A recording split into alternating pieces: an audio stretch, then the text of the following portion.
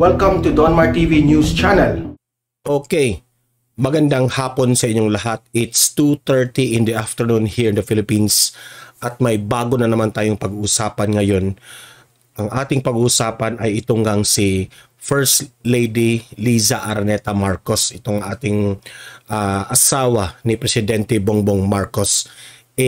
Nagsalita na itong si First Lady natin, no, sa bumabatikos sa kanya, no, na ang punto niya dito na hindi siya nangingialam sa asawa sa pag-appoint ng mga government officials. Yan ang kanyang punto sa kanyang, may video rin akong ipapakita sa inyo na talagang siya yung nagsabi na hindi siya nangingialam. Okay, yan ang alamin natin. Pero bago ang lahat, bago natin itatalakay itong topic natin, help me na i-like at i-share itong video natin para kakalat ito sa taong bayan sa Facebook at sa YouTube. Okay, sabay-sabay tayong mag-like and share. 1, 2, 3, go. Thank you very much. And also guys, please consider na i-subscribe at i-follow itong Donmar TV sa ating Facebook at YouTube para kakalat ito sa taong bayan. Okay? Sabay-sabay tayong mag-follow and subscribe. 1, 2, 3, go. Thank you very much. Ito nga First Lady natin nagsalita na, no? Alam naman natin na ang daming mga bumabatikos na mga vloggers, na mga political analyst, na mga sabi-sabi nila na may kinalaman raw itong ating First Lady sa pag-appoint ng mga government officials. Siya raw ang diktador sa ating Pangulo. Yan kasi ang lagi nilang yung ibang mga vloggers nga ay nag-aaway na tungkol dito, no? Dahil yung iba inakusahan nila itong ating First Lady, yung ibang vloggers naman ay ipinagtanggol ang ating First Lady. So marami. Many to mention. I don't wanna call names. Sino yung mga vloggers, sino yung mga political analyst na pinagbibintangan itong ating First Lady, no? Ngunit basahin natin muna ang kanyang mga sinasabi, no? So, itong First Lady natin na si First Lady Araneta Marcos ay dininay niya ang kaugnayan na sa pag-appoint ng mga government officials ay wala siyang kinalaman, no? Sabi niya dito, no, wala akong kinalaman sa mga pag-appoint ng mga government officials, hinahayaan ko na lang ang aking husband, which is si Presidente Bongbong Marcos. If I find out na may taong nanggamit sa aking pangalan, I will tell my husband, no? Sasabihin ko ang asawa ko na not to appoint you. Okay? So sabi niya ganyan. So I hope malinaw ito sa lahat because I am sick and tired of people using my name. Okay? Sampal ito sa mga vloggers na itong ating First Lady, hindi ko nga maintindihan bakit malaki ang galit nila dito sa ating First Lady, no? Yung ibang vloggers diyan pinagbibintangan na wala naman silang ebidensya, di ba? So sa akin na lang, if tunay tayong sumusuporta sa ating Presidente Bongbong Marcos, sa ating gobyerno, wag nang gumawa ng chismis, di ba? So tama lang ito na itong ating First Lady ay lininaw na niya ang lahat, no? May video pa nga dito, no? So ipapakita ko itong video, no, na nag-video ito sa loob ng Malacanang Press Corp, no, or MPC. Nag-video siya, okay? So ito yung tunay na video na nagsabi siya sa issue tungkol dito na yung mga laging bumabatikos sa kanya na diktador itong ating First Lady, ganun. Nagsalita na itong si First Lady natin. So, yan, ipapakita ko itong video. Play. Hi, this is Lisa and I'm walking in the PSG compound. I just want everyone to know that I have nothing to do with ESAP. I don't know the people involved. I have nothing to do with appointments. I leave that up to my husband. And if I find out that somebody's using my name, I shall tell my husband not to appoint you, okay? So I hope this is clear for everyone. Right, Demi? Can you please disseminate this to everybody because I'm sick and tired of people using my name. Yes, ma'am. Okay, thank you very much. Bye. Yan, very clear ha. Siya na mismo ang nag-video sa kanyang sarili sa loob ng MPC. So malinaw ito. Kahit nga naka-video itong ating First Lady, mabait pa rin na hindi. Yan kasi ang nahangaan ko dito sa ating First Lady. Kahit marami ng batiko sa kanya, kahit pinagbibintangan na siya sa mga vloggers, pinagbibintangan na siya sa ibang mga political analyst, kalmado pa rin, hindi nagagalit, nakasmile pa rin. Di ba? Ganyan ang ugali ng totoong First Lady. Di ba? So, ewan ko ba bakit dito sa mga vloggers na ito, no? I don't wanna mention names, but marami kasi hindi naman tayo nangingialam sa mga opinion ng ibang vloggers. Opinion nila yan, di ba? So, rerespetuhin natin ang kanilang mga opinion.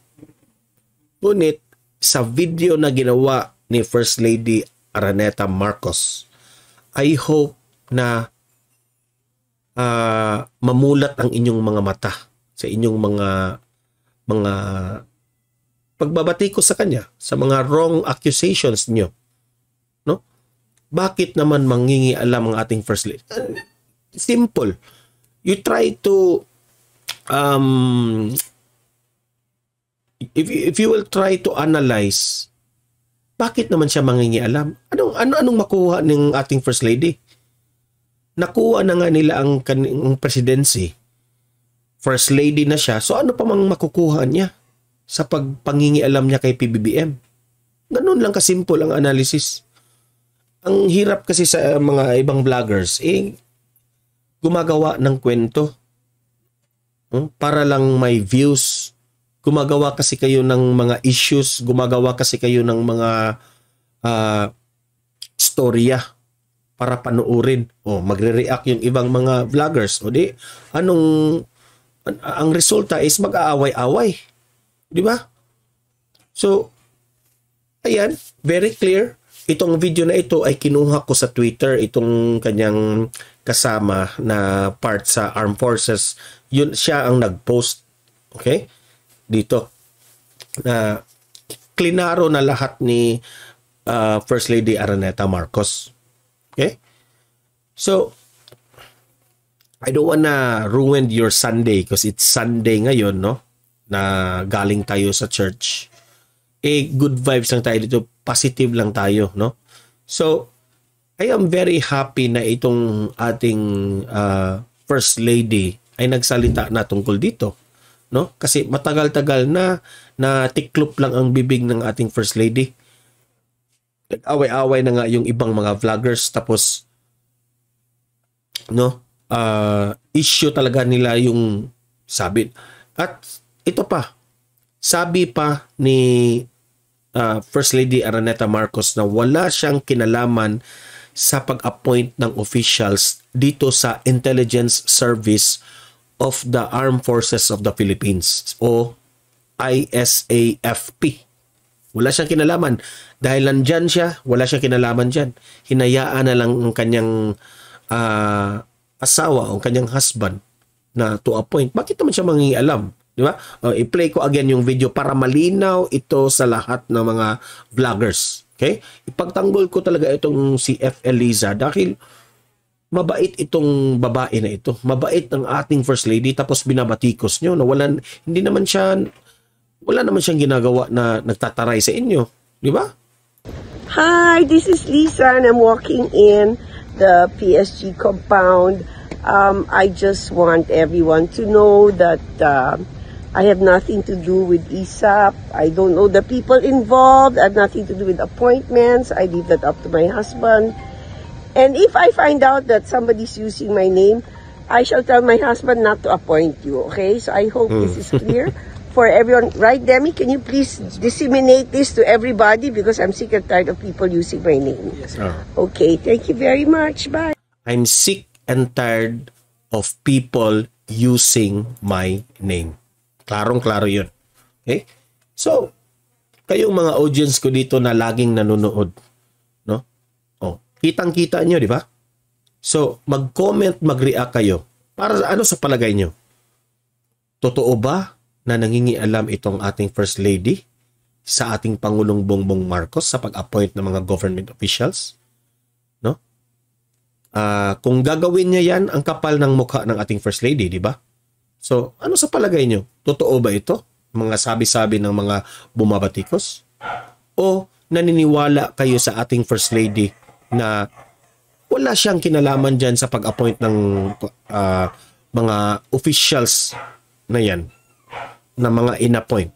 Saan kayo papanig? Saan kayo maniniwala? Sa mga vloggers, sa mga political analyst na walang basihan, walang ebidensya? Doon ba kayo papanig na ang ating FL Liza ay kinontrol niya ang kanyang asawa or kanyang husband na si PBM? O maniniwala tayo direkta dito sa ating First Lady na siya na mismo ang nagsabi? Okay? Kayo nang humusga. Because ako, re-respeto rin ako sa mga analysis ng ibang vloggers. Sa kanila yan. Hindi ako mangialam dyan. Hindi ko sila aawayin. No? Ngunit, meron tayong tsansa. Respeto rin tayo. Magrespeto rin kayo sa aking opinion tungkol dito. Okay? Magrespetohan tayo. Pag talagang ipaglaban ko kasi hindi maganda na influencer kayo, vlogger kayo, mga malalaki. Ako maliit lang ako na vlogger. Pero doon ako sa katotohanan. Hindi ako magpapalabas ng storya, hindi ako magpapalabas ng fake news o mga analysis na out of this world. Doon ako sa kung ano yung tunay, kung ano yung posibleng totoo, doon tayo mag-a-analyze. Hindi na ako maggagawa-gawa ng storya para lang palakihin ang aking views. Grabe, no? Hindi kayo na konsensya. So, mag-comment, mag-react, babasahin natin lahat ang mga comments ninyo. Okay? So guys, help me na i-like at i-share itong video natin para kakalat ito sa Facebook at YouTube. Okay? Like and share guys, lahat itong video natin. And also, sa mga bago pa dito sa aking Facebook at YouTube, help me na i-subscribe at i-follow itong Donmar TV para lagi kayong updated sa mga balita na kagaya nito. Okay? So guys, happy Sunday sa inyo. Mag-comment, react, babasahin natin yan. And have a great day. See you in my next video. God bless everyone.